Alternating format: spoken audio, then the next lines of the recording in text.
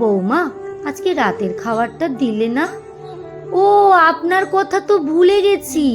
আমরা সবাই বাইরে খেয়ে চলে এসেছি, তাই আজকে আর রান্না হয়নি। তারপর বৌমা কৌটো থেকে দুটো বিস্কুট বের করে বলে, এই নিন, এটা খেয়ে শুয়ে পড়ুন। সীমা দেবী তখন বলেন, রাতেই দুটো বিস্কুট খাবো বৌমা, আর কিছু নেই? আমার তো খুব খিদে পেয়েছে। বৌমা বেশ রাগী স্বরে বলে, আপনি কি বলতে চান? আপনার জন্য কি আমি এখন গরম গরম ভাত আর মাছ ভাজা করে দেব নাকি? না বৌমা, আমি সেটা বলিনি। আর দুটো বিস্কুট হলে ভালো হতো। না না, আর হবে না। আপনি এখন যান তো এখান থেকে, বেশি জ্বালাবেন না।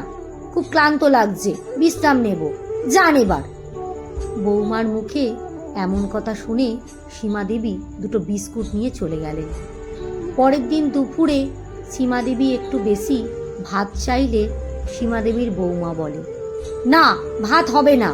এই বয়সে এত ভাত কি করে খান? একটু কম খেতে পারেন তো। না বৌমা, সেটা নয়। গতকাল রাতে তো সেরকম কিছু খাওয়া হয়নি, তাই খুব খিদে লেগেছে গো। দাও না বৌমা দুটো ভাত। বৌমা খানিকটা রেগে রেগে এক মুঠো ভাত সীমা দেবীর পাতে দিয়ে দেয়। আর ভাব এমন করছে যেন তার সর্বস্ব চলে গেল। এরপর সীমা দেবীর বৌমা প্রায় সীমা দেবীর সঙ্গে খারাপ ব্যবহার করে, এমনকি মাঝে মাঝে দুটো খাবার জন্য তাকে অনেক কথা শুনতে হয়। ছেলের বৌমাকে কিছু বলে না। এরপর একদিন সীমা দেবী তার ছেলে বৌমাকে ডেকে বললেন, তোমাদের আমাকে দেখাশোনা করতে, আমাকে খাবার দিতে প্রচুর কষ্ট হচ্ছে বুঝতে পেরেছি।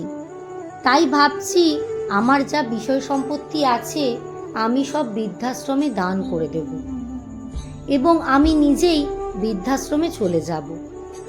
মায়ের মুখে এমন কথা শুনে ছেলে বৌমা যেন হতবাক হয়ে গেল।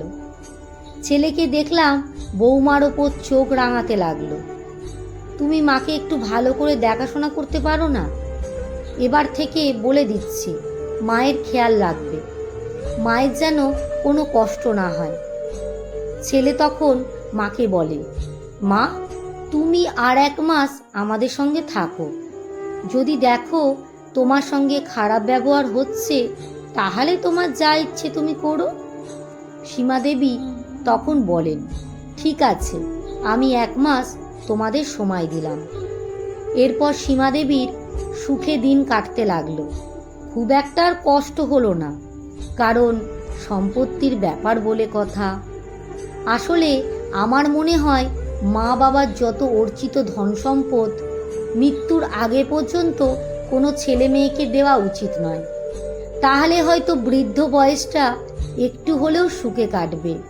লেখা সংগৃহীত, পাঠে অঞ্জু বিশ্বাস। ভিডিওটি ভালো লাগলে একটু লাইক, কমেন্ট, শেয়ার করতে একদমই ভুলবেন না যেন।